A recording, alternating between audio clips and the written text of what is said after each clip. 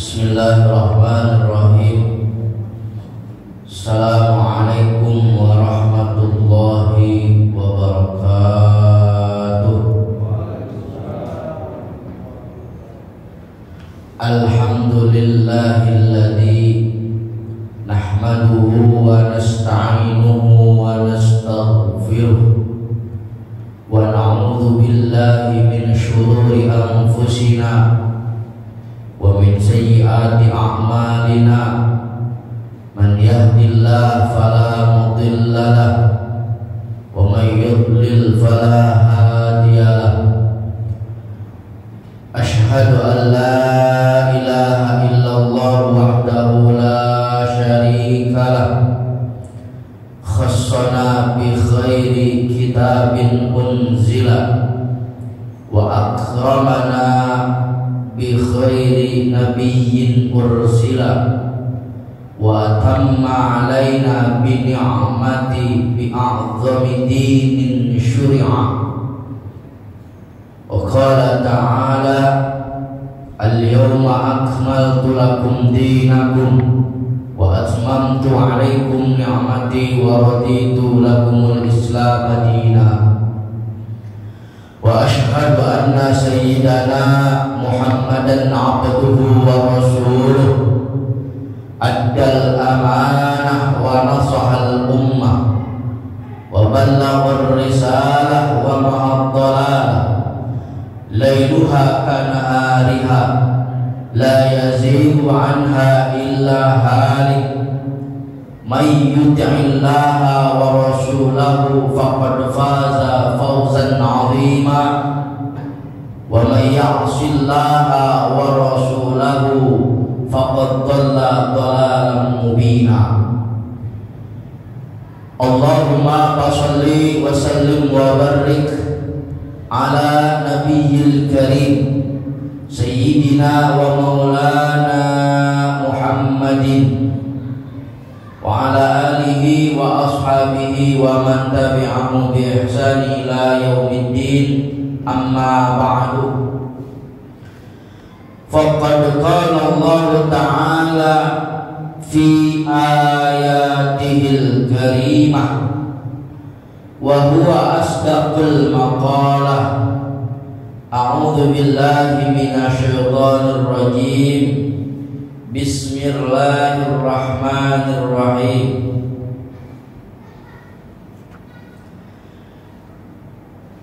Ya hasratan 'alal 'ibadi ma ya'tihim mir rasulin illa kanu bihi yastahzi'un.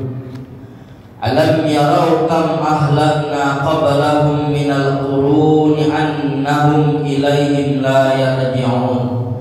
Shadaqallahul azim wallahu a'lam bimuradih. Ma'asyiral muslimin wa zumratal mu'minin, jamaah kuliah subuh Masjid Jami Riyadut Taqwa rahimakumullah. Bil khusus yang saya hormati para bapak-bapak, ibu-ibu dan juga para sepuh binti sepuh. Bil khusus di Ngaji Riman selaku orang tua kita, kemudian Bapak Haji Masdi, Bapak Haji Asim, dan juga para hadirin jamaah kuliah subuh rahimakumullah. Marilah di pagi yang mulia ini kita panjatkan rasa syukur kita kepada Allah Subhanahu wa taala yang dengan percikan nikmatnya kita masih sama-sama melaksanakan salat subuh berjamaah dan dilanjutkan dengan ta'lim subuh. Mudah-mudahan duduknya kita, i'tikafnya kita di dalam masjid yang mulia ini Allah ganjar sebagai pundi-pundi amal kelak di yaumil qiyamah. Oleh karenanya marilah sama-sama kita meniatkan diri kita di dalam diri kita masing-masing niat i'tikaf di dalam masjid. Bismillahirrahmanirrahim. Nawaitu an a'takifa fi hadzal masjid sunnatan lillahi ta'ala. Bapak Ibu hadirin rahimakumullah, salawat dan salam mudah-mudahan selalu tercurahkan keharibaan junjungan alam Nabi besar kita Muhammad sallallahu alaihi wasallam, yang dengan risalahnya kita dapat membedakan mana yang hak dan menjauhi mana yang batil. Dengan kenabian dan kerasulannya kita mengimani dan juga meyakini bahwa Rasulullah sallallahu alaihi wasallam merupakan salah satu rasul sekaligus nabi akhir zaman, rasul di akhir penghujung zaman dunia ini. Kita mengimani dan meyakini itu, mudah-mudahan menjadi sababiyah wasilah nanti di padang mahsyar Allah Subhanahu wa taala memberikan kita bagian dari syafaatul uzma Rasulullah sallallahu alaihi wasallam. Bapak Ibu hadirin rahimakumullah, kita lanjutkan kajian tafsir surah Yasin yang kemarin itu sampai di ayat pernyataan sikap dari Habib An-Nidar yang tetap teguh istiqamah di dalam pendiriannya setelah dia mengucapkan amantu bi rabbikum fasma'un qila dukhulil jannah. Di dalam Quran kalau bapak-bapak ngaji Yasin ada kalimat amantu bi rabbikum fasma'un qila dukhulil jannah. Saya ini beriman dan bertekad iman, percaya kepada Allah Tuhan yang dibawa oleh para rasul utusan-utusan pada waktu itu. Keimanan dan ketakwaan, kepercayaan serta keyakinan yang diimani oleh Habib Nizar, tetapi dibantah oleh kaum Intokiyah. Penduduk kampung Intokiyah tidak menerima akan dakwah daripada Rasul tersebut, maka ancaman yang diberikan kepada Habib An-Nizar bukan hanya sekedar olok-olok dan juga ocehan atau hinaan belaka, tetapi lebih serius daripada itu. Habib An-Nizar diberikan sebuah peringatan, ancaman bahwa seandainya tidak kembali kepada agama nenek moyang, Habib An-Nizar akan dibunuh. Benar saja bahwa apa yang dikatakan oleh kaum Intokiyah itu bukan omong kosong belaka. Di dalam tafsir itu ditafsirkan Habib An-Nizar disalib di ujung kota, kemudian dilempari dengan batu sampai meninggal. Dalam riwayat lain Imam Sa'di itu mengatakan bukan dilempari batu tetapi dibunuh Habib An-Nizar karena mempertahankan keimanan dan ketakwaan kepada Allah. Dibunuh bukan hanya sebatas dibunuh. Setelah dibunuh Habib An-Nizar, dalam tafsir itu disebutkan dimutilasi, artinya setelah dibunuh dipotong-potong. Ini adalah sesuatu perbuatan yang sangat keji ketika seseorang mengatakan amantu billah, saya beriman kepada Allah dan bertauhid kepada Allah, percaya kepada Allah, maka ancamannya bukan hanya sekedar hinaan dan juga olok-olok, tetapi harga nyawa yang dipertaruhkan. Itulah yang dikatakan di dalam surah Yasin, yang ketika itu Habib An-Nizar disuruh kembali kepada agama nenek moyang, maka dijadikan badan Habib An-Nizar itu arban-arban, dipotong, mutilasi. Maka keimanan dan ketakwaan orang-orang zaman dulu, para sahabat Nabi itu dipertaruhkan. Bagaimana kita mengenai kisahnya Bilal bin Rabah, seorang budak yang hitam, bahkan dirinya saja tidak bisa dikuasai karena seorang budak. Tapi karena Bilal bin Rabah dengan keimanan dan ketakwaannya kepada Allah, ia percaya bahwa apa yang telah ditekadkan di dalam dirinya, saya beriman kepada Nabi Muhammad bahwa Nabi Muhammad adalah seorang Rasul dan utusan Allah. Saya memiliki keimanan bahwa Tuhan saya adalah Allah, maka saya akan mempertahankan keimanan ini meskipun nyawa taruhannya. Begitu kata Bilal bin Rabah. Maka ketika Bilal bin Rabah disiksa di tengah padang yang sangat panas, ditindih dengan batu yang sangat besar, mulutnya hanya mengucap kalimat ahad, ahad, ahad.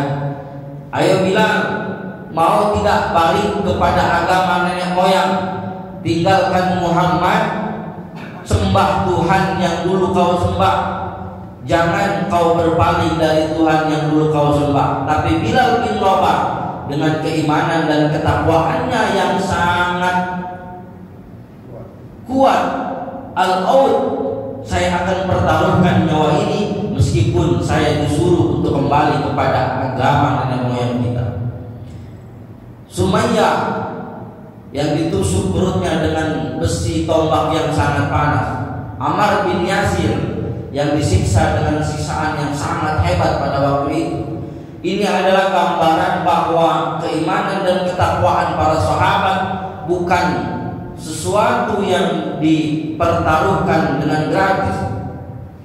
Habbab bin Arad, seorang sahabat Nabi, Habbab bin Arad yang mendapatkan siksaan begitu luar biasa. Besi yang dipanaskan kemudian ditusukkan kepada matanya, disiksa, ditusuk dua matanya Habbab bin Arad.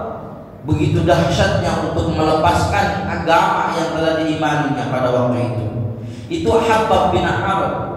Maka kita hari ini yang mengatakan amantu billah, yang berkata iman kepada Allah, percaya kepada Rasulnya, artinya menjalankan syariat yang telah ditetapkan dan diajarkan oleh baginda Rasul, maka tidak seberapa perjuangan kita dan korban kita terhadap keimanan dan ketakwaan kita kepada Allah. Sahabat Bilal bin Rabah, Ammar bin Yasir, Sumayyah, kemudian Habbab bin Arad, mereka rela kehilangan nyawanya karena mempertahankan keimanan dan ketakwaan kepada Allah.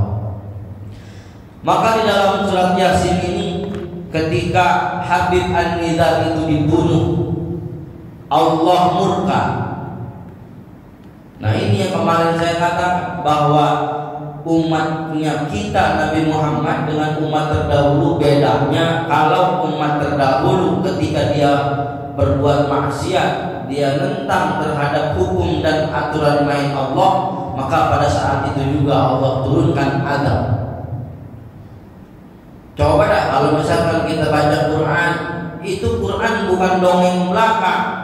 Bagaimana kaum Nabi Lut pada waktu itu melakukan hubungan sama jenis, laki dengan laki, gay namanya, perempuan dengan perempuan, lesbi namanya. Bahwa kejadian pada zaman Nabi Lut hari ini terulang kembali, cuman kitanya agak pada openg. Bagaimana di Indonesia antara LGBT itu mau dilegalkan, seks bebas dilegalkan, laki bisa menikah dengan laki, perempuan bisa menikah dengan perempuan. Ini kan kejadian di zaman Nabi Lut. Ketika pada waktu itu Allah murka, maka Allah jungkir balikan dunia kampung tersebut karena murka kepada agama Allah Subhanahu wa taala. Nabi Musa, Allah langsung berikan musibah dengan ditenggelamkan di Lautan Merah. Nabi Nuh, terjadinya banjir bandang yang tak tanggung-tanggung, banjirnya seatas gunung. Maka kalau sudah gunung, banjir seatas gunung, mau lari kemana? Maka Nabi Muhammad, umatnya itu meskipun dia bajingan, sebajing-bajingannya, luar biasa maksiat yang dilakukannya, bahkan hari ini sudah terang-terangan absus zina, terjadinya perzinahan di mana-mana, judi bukan lagi menjadi hal yang tabu, tapi menjadi lumrah bahkan lalap dalam kehidupan. Tapi sedemikian hebatnya maksiatnya umat Nabi Muhammad, kata Allah dalam Al-Quran, enggak bakal saya turunkan adab selagi Nabi Muhammadnya masih ada. Nabi Muhammad sudah tidak ada, tidak juga diturunkan adab. Kenapa? Wahum yastaghfirun, masih banyak umatnya Nabi Muhammad yang melakukan istighfar. Maka yang meredam murka Allah itu bagi kita adalah salah satunya istighfar. Karena Nabi Muhammadnya sudah nggak ada, tinggal satu benteng kita dari diturunkan azab Allah seperti kaum terdahulu, yaitu istighfar. Wahum yastaghfir. Tapi kalau sudah tidak ada yang istighfar, pantadzirus sa'ah, tinggal nunggu kapan waktunya itu bakal diturunkan azab. Dan tentu kita nggak bakal mau. Bapak Ibu hadirin rahimakumullah, ayat yang selanjutnya setelah dibunuhnya Habib An-Nidar itu, Allah berikan mukasyafah terhadap keadaan alam akhirat yang tatkala sakaratul mautnya Habib An-Nidar oleh Allah diperlihatkan surga. Diperlihatkan surga kepada Habib An-Nidar karena mempertahankan keimanan dan ketakwaannya kepada Allah. Sama seperti Bilal bin Rabah. Bilal bin Rabah itu dalam sebuah riwayat telapak sendalnya itu terdengar di surga. Maka Habib An-Nidar tatkala menghadapi syahadatul maut oleh Allah dibukakan tabir-tabir akhirat, beliau diberikan kesempatan diperlihatkan surga. Makanya dalam ayat yang disebutkan tadi, udkhulul jannah, padkhulul jannah, masuklah kamu ke surga.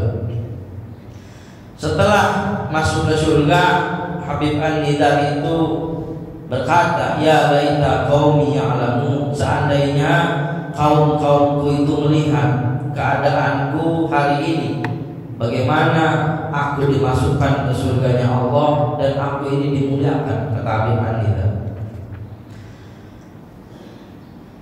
Disiksa kaum Intokiyah karena membunuh seorang utusan itu dengan dibikin mati semuanya. Di dalam tafsirannya ini bahasanya diberikan gempa, goyang-goyang yang sangat dahsyat, dan juga dengan mendengar soihatan wahidatan, teriakan malaikat Jibril. Faidahum khamidun, pada ketika itu juga kaum Intokiyah meninggal semuanya, diberikan adab oleh Allah Subhanahu wa taala. Makanya dalam ayat in kana illa soihatan wahidatan faidahum khamidun, apa siksaan kepada kaum Intokiyah? In kanat, maka bukti illa soihatan wahidatan, melainkan dengan satu teriakan yang sangat dahsyat, faidahum khamidun, maka tiba-tiba mereka kaum Intokiyah semuanya mati. Yakni tegasnya soha, teriak Jibril, malaikat Jibril, bi amrina, dengan perintah kami, soihatan, dengan teriakan yang dahsyat, famatu jami'an, maka semua kaum Intokiyah mati bersama-sama. Hadhihi uqubatuhum di dunia, itu adalah siksaan kepada kaum Intokiyah di dunia karena membunuh para utusan atau membunuh Rasul. Maka dalam ayat berikutnya, ya hasratan 'alal ibad ma ya'tihim mir rasulin illa kanu bihi yastahzi'un. Ya hasratan 'alal ibad, ya hasratan, aduh alangkah besarnya penyesalan 'alal ibad, terhadap hamba-hamba itu. Ya hasratan 'alal ibad, aduh penyesalan yang sangat besar 'alal ibad, kepada hamba-hamba itu, yaitu kaum Intokiyah. Qala Ikrimah, berkata Imam Ikrimah, ya hasratahum, betapa ruginya mereka, betapa menyesalnya mereka, ala anfusihim, atas diri-diri mereka. Al-hasratu syiddatun nadamah. Menyesal itu artinya penyesalan yang sangat-sangat mendalam. Namanya orang nyesel adanya di belakang, nggak di depan. Nyesel gua coba kalau misalkan kagak ke sono nggak terjadi kayak begini, itu namanya penyesalan. Yang nyesel di depan itu, penyesalan biasanya terjadi di belakang. Kalau penyesalan terjadinya di depan, itu orang menuntun kambing. Penyesalan adanya di depan, dipadu sama kambing. Jeruk dianya di depan, itu namanya penyesalan yang ada di depan. Wafihi, dan mengenai ayat ya hasratan 'alal ibad, kaulani, ada dua pendapat. Ahaduhuma, salah satu dari dua pendapat itu, yaqulu, maka berkata Allah Ta'ala, hasratan wa nadamatan, alangkah besar kegundahan dan penyesalannya, kainatan 'alal ibad, tetap kepada hamba-hamba yaumal qiyamah, nanti di hari kiamat. Hina lam yu'minu, ketika mereka tidak beriman, bil rusul, kepada para rasul. Wa tanihima, dan yang keduanya, annahu, sesungguhnya keadaan qaulul halikin, bahwa mereka itu adalah orang-orang yang hancur. Jadi pendapat pertama, ayat ini adalah pendapat yang dikatakan bahwa hamba-hamba itu nanti di hari kiamat akan menyesal. Apa penyesalannya? Hina lam yu'minu bir rusul, tatkala mereka tidak iman kepada rasul pada waktu itu. Makanya kemarin kita bilang bahwa kita yang sudah beragama Islam itu adalah salah satu keberuntungan. Kita beruntung, bersyukur jadi orang Islam meskipun belum secara kafah, artinya belum menyeluruh di dalam melaksanakan syariat dan ajaran yang dibawa Nabi Muhammad. Jadi mereka nanti di yaumul qiyamah, hina lam yu'minu bir rusul, akan menyesal karena tidak beriman kepada rasul. Wasanihama, dan pendapat yang kedua, qaulul halikin, mereka itu adalah orang-orang yang binasa. Wa qala Abu Aliyah, dan berkata Imam Abu Aliyah, lamma ayana ahlal Madinah, tatkala telah terpastikan penduduk kota, yaitu penduduk kota Intokiyah, al-adzaba, terhadap siksa, qalu, maka mereka berkata, ya hasratan 'alal ibad, sungguh penyesalan terhadap hamba, yakni ar-rusul salasah, karena mereka tidak iman kepada tiga utusan. Haitsu lam yu'minu, sekiranya mereka tidak beriman kepada itu tiga utusan, fatamannau, maka mereka mengharap-harap atau berangan-angan, penduduk Intokiyah, al-imana, terhadap keimanan, hina lam yanfa'hum, ketika keimanan itu nanti sudah tidak berguna. Jadi penduduk Intokiyah menyesal dengan tidak beriman kepada Rasul. Tetapi ketika nanti di yaumil qiyamah mereka baru beriman. Nah, ketika mereka baru beriman pada nanti, ketika sudah ada di padang mahsyar, hina lam yanfa'hum, maka iman mereka itu tidak memberikan manfaat. Jangankan nanti, itu Firaun itu beriman kepada Nabi Musa. Firaun yang segitu bejatnya seorang raja yang merasa diri sebagai Tuhan, itu beriman, amantu bi rabbi Musa wa Harun. Itu kata Firaun, amantu bi rabbi Musa wa Harun, saya beriman kepada Tuhannya Musa dan Harun.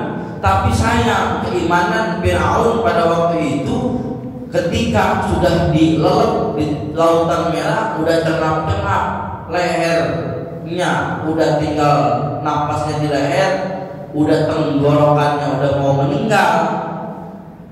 Idza lam yaghfir, ketika sudah ada di tenggorokan dia mau beriman, maka terlambat. Imannya tidak diakui. Jadi begitu disiksa di lautan merah, tenggelamkan di lautan merah, udah mau mati, baru dia beriman. Amantu bi rabbi Musa wa Harun, saya iman kepada Tuhan yang Musa dan Tuhannya Harun. Tapi karena imannya ada di tenggorokan, dia sudah mau mati. Idza lam yaghfir, maka taubat itu bisa diterima selagi dia imannya, taubatnya sebelum napas sampai tenggorokan. Tapi kalau udah sekarang tahu taubat, tidak diterima taubatnya. Sama dengan Fir'aun. Fir'aun itu iman kepada Tuhannya Musa dan Harun ketika napasnya sudah di tenggorokan, nggak diterima oleh Allah, nggak sah. Ibarat kalau kata kita udah begini aja lu baru nyerah, kemarin kemana aja, kan gitu. Udah ditenggelamin di lautan merah, baru dia iman. Benar juga Tuhan yang Musa dan Harun. Nggak diterima imannya. Kenapa? Karena taubatnya seseorang hamba malam yughfir, sebelum napasnya itu nyampe tenggorokan. Sama kejadiannya ini lebih parah lagi, malah di kiamat nanti dia baru menyesal. Wakilah dan dikatakan lagi al-arabu oleh satu pendapat, taqulu ya hasratan ajaba, ya hasratan betapa sesalnya, dengan kata ya ajiban atau ya ajaban, betapa menakjubkannya, ala tariqil mubalighah, dengan jalan mubalighah wan nadamah, dan sebuah penyesalan, indahum menurut mereka, bimakna at-tanbih, dengan makna peringatan. Summa bayyana, kemudian menjelaskan sapa Allah Ta'ala halna ma'alur Allah sababal hasrati, dengan sabab penyesalannya, wan nadamah, dan kegundahannya. Faqala, maka berkata Allah Ta'ala, ma ya'tihim tidaklah datang kepada mereka, min rasulin, dari seorang rasul, illa kanu bihi yastahzi'un, kecuali mereka itu yastahzi'un, memperolok-olok, menghinakan.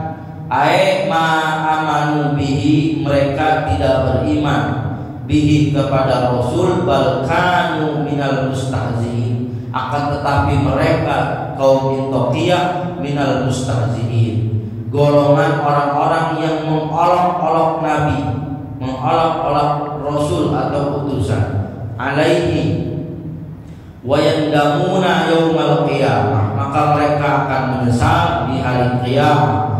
Walakin la yanfa'uhum nadam, maka kalau sudah di hari kiamat dia menyesal, la yanfa'uhum, tidak akan memberikan manfaat penyesalan. Al-yawma yarau kam ahlakna qablahum minal qurun. Alam yarau kam, alam yarau, apakah mereka enggak melihat, ahlakna qablahum, kami menghancurkan umat-umat terdahulu, minal qurun, dari setiap masanya. Allah melanjutkan di dalam surah Yasin ini, alam yarau kam ahlakna qablahum minal qurun. Alam yarau, emangnya mata lu pada buta, gitu bahasanya. Emangnya lu nggak pada mikir?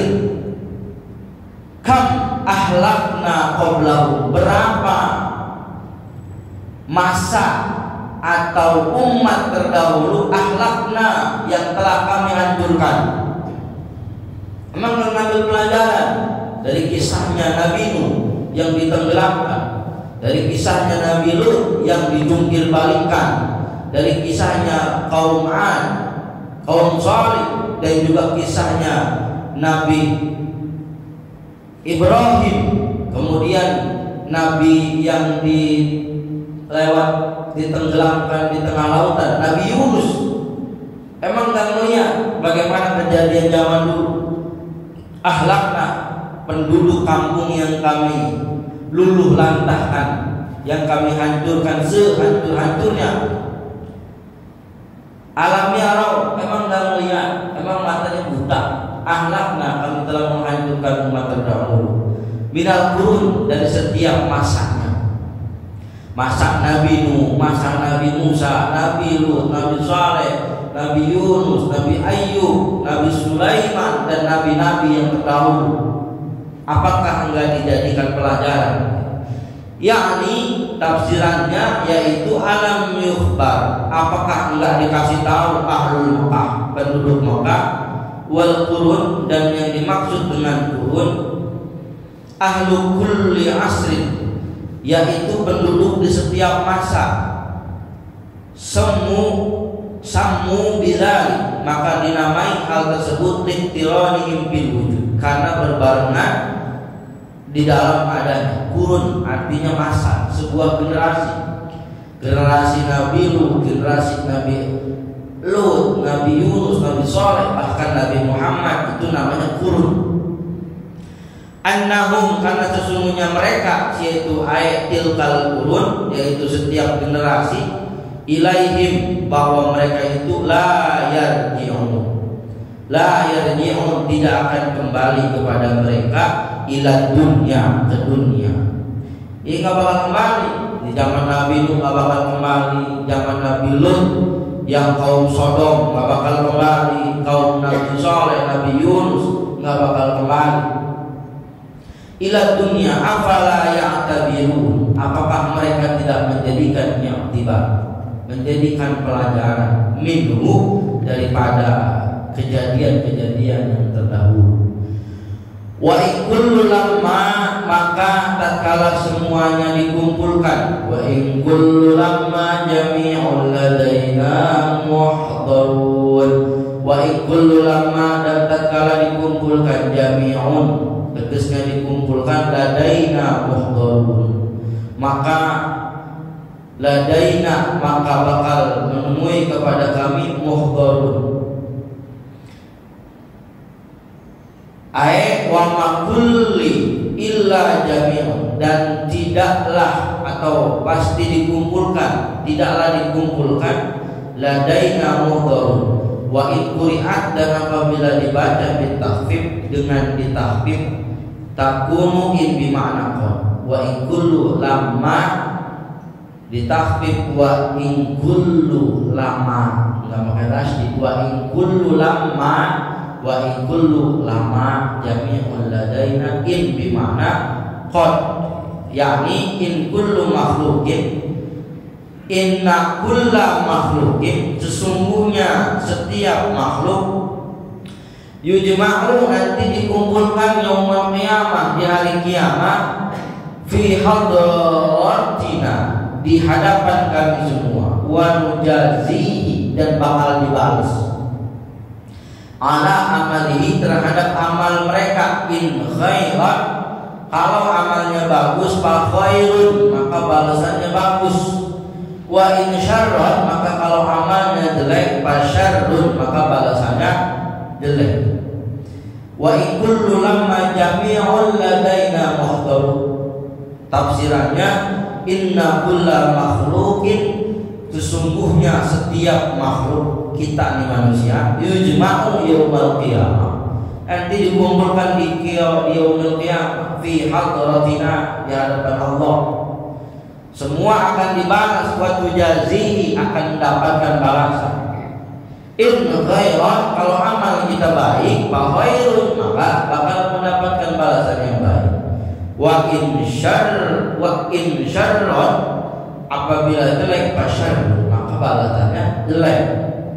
Gitu. Jadi sama dengan dalam surat Juz Amma, "Faman ya'mal mithqala dzarratin khairan yarah, wa man ya'mal mithqala dzarratin syarran yarah." Dzarrah itu adalah hal yang paling kecil. Faman ya'mal mithqala dzarratin, faman, maka siapa orang ya'mal mithqala dzarratin, dia berbuat kebaikan, misqala dzarratin, segede biji zarrah. Biji zarrah itu dalam bahasa Arab biji yang paling kecil, lebih kecil daripada merica atau lada. Artinya bahwa yang nilainya kebaikan meskipun itu kecil, itu akan diperhitungkan di hadapan Allah. Itu yang kecil. Apa yang kecil? Bapak nemuin paku di tengah jalan, dibuang itu paku, diamani supaya nggak kena mobil orang. Itu paku, itu amal yang paling kecil menurut kita. Menurut itu paling kecil kan? Sepele, cuma mindahin paku biar nggak kena motor orang, biar nggak kena mobil orang. Itu amal yang paling kecil, mindahin paku doang. Jangan kebalikannya, malah paku ditebar di tengah jalan biar mobil motor orang ngepes. Berarti kalau begitu menjadi dosa yang gede. Orang mau kerja jadi terlambat gara-gara kena paku yang kita buang. Berarti mampu muharapahnya kalau nyingkirin paku di pinggir jalan, duri yang bisa kena kepada orang, kemudian malah kebalikannya kita menjadi penghambat orang di perjalanan, ya dosa. Dosa menghambat orang di perjalanan itu dosa hukumnya. Apa artinya? Kalau punya mobil jangan parkir di tengah jalan, dosa. Ini fikih. Fikih itu bukan berbicara tentang sholat saja. Fikih itu bukan berbicara tentang zakat saja. Ada yang namanya fikih lalu lintas. Coba dah baca. Ini jangan disampaikan oleh Ustadz Nyai yang ngaji di kampung kita. Kenapa? Enggak ngenakin. Bahasanya enggak ngenakin. Makanya janganlah kita bicara fikih yang ibadahnya dalam konteksnya ibadah makro saja. Ini kita bicara fikih, kadang-kadang ibadahnya aluran mainnya hanya sebatas yang ibadah makro, sholat, zakat, haji, puasa. Tapi fikih dalam konteks ghair makro tidak disampaikan oleh ini ustaz. Belum pernah saya mendengar ada ustaz yang ceramah membahas larangan parkir di tengah jalan. Mafhum mukhalafannya kalau dia menghindari paku di tengah jalan, berarti kan mempercepat orang untuk jalan. Coba kalau ada paku, dia mau berangkat kerja jadi terlambat. Sama dengan orang yang naruh mobil parkir di tengah jalan. Udah kampungnya rusak, jalanannya semrawut, bangunan pada maju ke jalanan, udah kagak nggak buku bentuk, ditambahin parkir mobil di tengah jalan. Itu dosa pak. Kata siapa nggak dosa? Dalam fikih yang berkaitan dengan parkir itu fikih lalu lintas. Bagaimana ketika ulama membuat fikih lalu lintas, dia menghambat orang jalan, itu kan memakan manfaat atau tempat umum. Jalan itu tempat umum, tapi diambil haknya. Tuh, dari situ udah ketahuan bahwa orang yang mengambil bukan haknya, yang mestinya ini jalanan jadi lancar karena ada mobil yang parkir di pinggir jalan, jadi terhambat, jadi macet. Yang anehnya lagi, kita bawa mobil, ada orang parkir di pinggir jalan, gara-gara orang parkir sembarangan di pinggir jalan, mobil kita mau masuk susah, ada motor lewat, kita yang diomelin, kan geblek. Mestinya makan yang diomelin bukan kita kan lewat, yang diomelin yang dia parkir di pinggir jalan. Makanya hebat kampung kalau pemimpinnya mampu membuat sebuah pelang, membuat sebuah pengumuman. Aku bikin, berapa sih harganya? Paling 400.000. Bikin tulisan jeblak, dilarang parkir di pinggir jalan. Kalau pakai bahasa yang halus, bisa sediakan tempat parkirmu sebelum kau membeli mobil. Itu bahasa halus. Sediakan tempat parkirmu sebelum kau membeli mobil. Di kita nggak ada kalimat itu. Harusnya dipasang biar dia baca. Kalau misalkan masih dipasang peringatan tidak boleh parkir sembarangan, tapi masih Markir juga ya nggak kesalahan, yang berwenang. Gitu, itu namanya fikih lalu lintas, nggak pernah dibahas sehingga orang merasa benar. Ini saya benar kok, cuman sedikit doang adanya mobil saya tidak membuat kemacetan. Bukan itu erat hukumnya. Ya, iya sekarang nggak macet, tapi ada hak jalan yang diambil oleh dia. Gitu. Itu namanya faman ya'mal mithqala dzarratin khairan yarah wa man ya'mal mithqala dzarratin syarran yarah. Kejelekan itu bakal dihitung oleh Allah. Nah, maka di dalam lanjutan ini kama qala alaihi salam, sebagaimana sabda Rasul sallallahu alaihi wasallam, ma min ahadin, tidaklah seorang hamba illa wa yukallimu rabbuhu yaumal qiyamah, kecuali hamba ini bakal berbicara dengan Tuhannya, walaisa bainahu wa bainallah turjuman. Nanti kita bakal bicara sama Allah tanpa ada penerjemah.